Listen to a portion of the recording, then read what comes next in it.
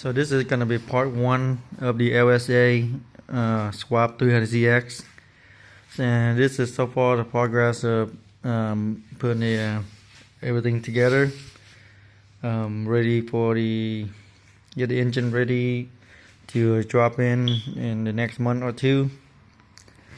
So before I wrap everything up, seal everything back up and cover everything, I just want to show you guys everything that's going on so far before I'm going to drop it in. So this is a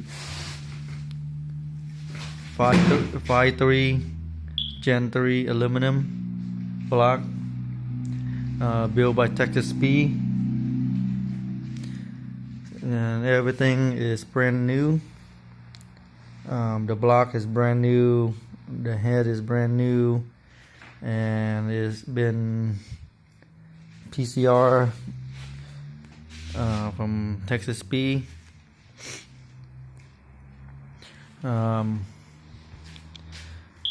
This engine is actually right now as a sit is actually a 5.7. The block is a 5.3. You got a 3.9 bore, so technically is a 5.7.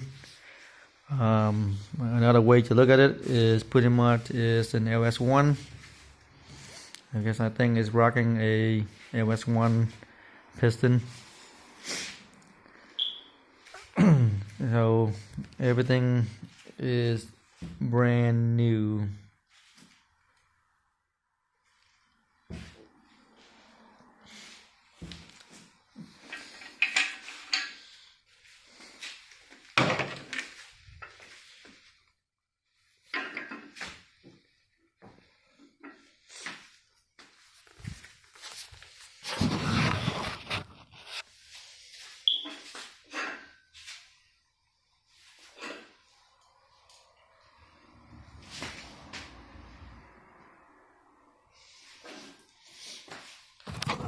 So I got to turn the engine over so we can look at the underneath.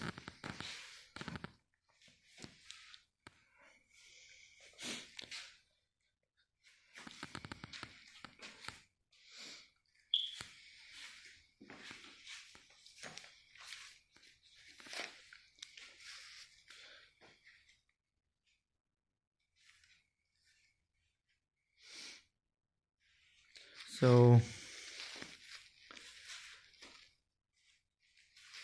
it have a Wesco piston, Texas Speed rod, and it's on stock crank. And this engine is built for boost, so we doing an LSA on this motor. So I got everything so far. This is the Harley LSA accessory drive.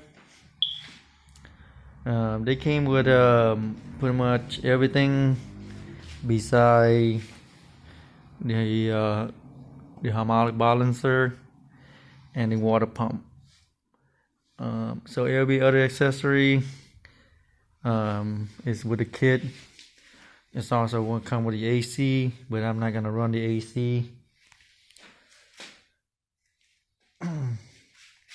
Let me turn this thing over again so we can take a better look.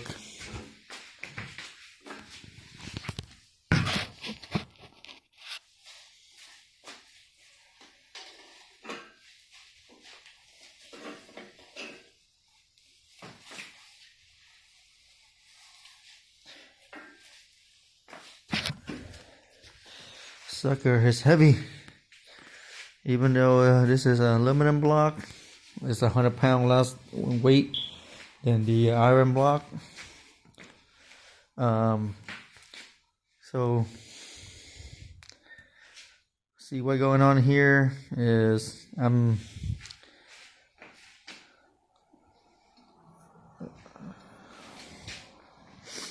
I converted this to an AN fitting. I tried to go AN anywhere as I could, just simply because it's make it so much easier for later, or when it comes to hose wise, and when I have to run all the plumbing, it just make things so much easier. Because like most of the car, they have just a push on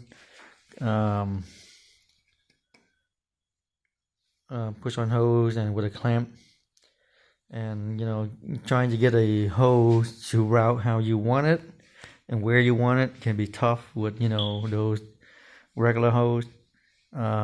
So here are the two AN that I changed out. This is for the heater core, heater bypass. So it just makes so much easier, because this engine is not gonna go in on a body that's meant to be a Camaro or a Corvette, or anything that's supposed to be in there. So this will go on a 300ZX. So the routing for these hose is gonna be a lot longer. So it's gonna be definitely hard to find a hose that to route that thing to where you want it.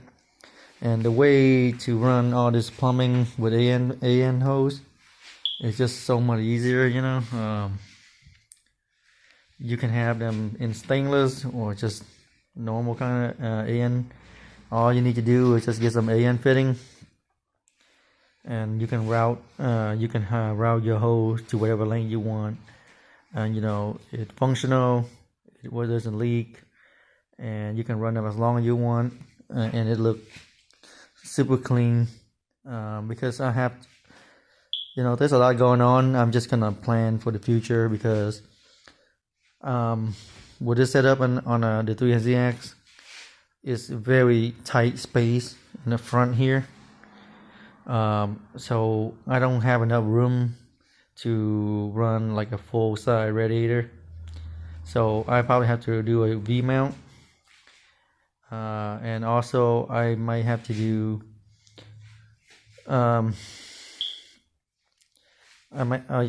since this is a supercharger, I have to run a heat exchanger also, and so they're gonna take up a lot more space and a lot more routing, and just for all the hose to run to the radiator, to the heat exchanger, and all that. It's just a lot of routing around. So this AN fitting is just gonna make it so much easier. And if you're planning on doing an LSA swap, like an LSA, like LSA kit, you can literally, like, they made it for pretty much every car, every truck. You don't have to get this Holley LSA kit. You can basically get a kit that they made for that truck or that car, and what they do is they give you bracket, just kind of relocating your accessory around and just kind of make everything fit. But this is just a long block with nothing on it. So for me, I'm new to the LS world, and I don't want us like scattering part, unknown part, and put it together. It just takes so much time, and I prefer the aftermarket look over the stock look anyway. So this Holley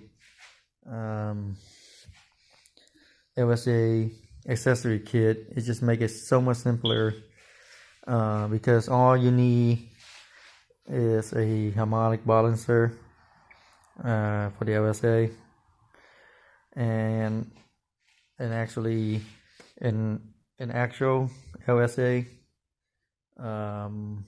water pump. So these you have to make sure it came from a a Camaro Z01 or a CTSV around like the year 2010, 2015 or something like that. The first one I ordered, I got it wrong, and this thing was just a normal Camaro SS. I didn't realize it is any different until I tried to put stuff together, the accessory together. Once I get to this little guy, this is the first piece I was tested on the water pump, and it doesn't fit. It doesn't have the bolt hole where it's supposed to go. Then I said, oh shit, I have to do some research, and then actually I got the wrong part number, so I got the wrong one. So I reordered it, and these guys are made by CMB. They have like different sizes. You can do like 16 AN. This one is 20 AN. I want to run as the biggest as possible, and this one is the extended version. There's another shorter one.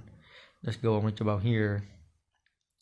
Since I'm putting like AN fitting on here, it's gonna be a much bigger than.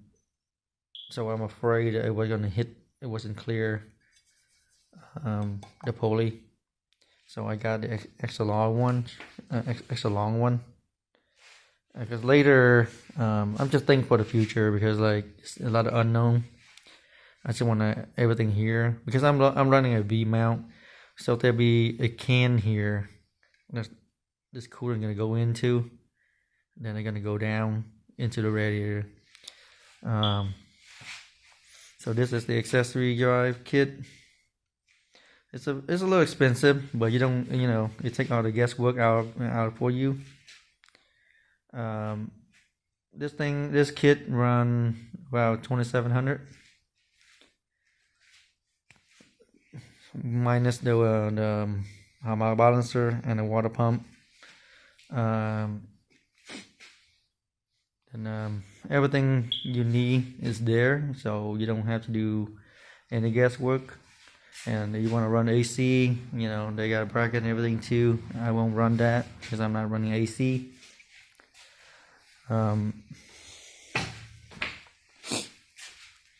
So right now it's just the flywheel is also on there temporarily, so I can have a flywheel lock on here, so that the way the crank doesn't turn, because when I install this harmonic balancer, that's definitely need to be locked in order to tighten that bolt or getting it to sit inside there. And there's a lot of other going on here. So tonight I'm gonna try to put this LOJ pan on, and this BTR valve cover. This LOJ pan is made for the LS to clear the 300ZX steering rack on the bottom. So if you don't have to get this, if you can modify the stock oil pan, but it's just make it easier. Since people already do the job for you, you just get that. It came with a gasket and bolt, so you set to go. And I set up for this BTR valve cup just simply because it's already have the extra bung here for I'm gonna run an oil catch can. So most people they would just get a stock one for cheap for like $130.